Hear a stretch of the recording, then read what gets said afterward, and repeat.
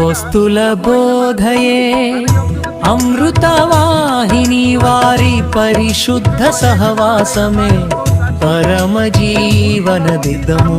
క్రీస్తు పునాదిపై నిలిచిన దివ్య సంఘము సత్య పోరాటమే సలిపి జయము నొందెదము.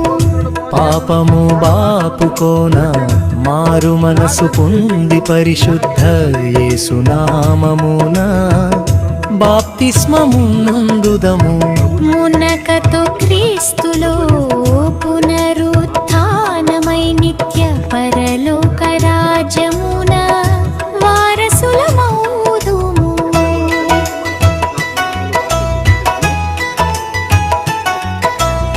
ఏకైక దేవుడవు యేసుని ఎరుగుము.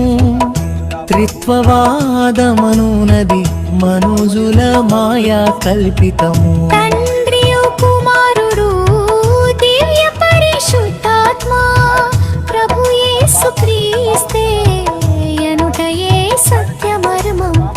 తనయుని స్వీకరింప తండ్రిని పొందినట్లు ప్రభు యేసుని ఎరుగుటయే యెహోవాను ఎరుగుటయే.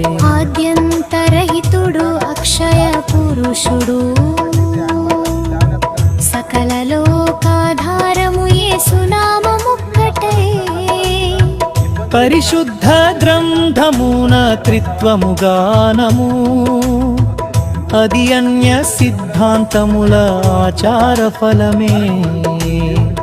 ఆది కాండము మొదలు వెల్లడి అయినది ప్రకటర్థము దాకా యేసు క్రీస్తే దేవుడు.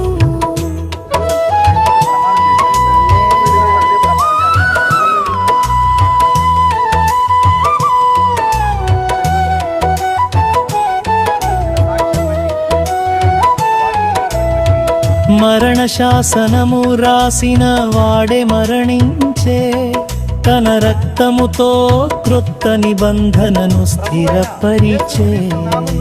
వ్రాసిన వాడు సజీవ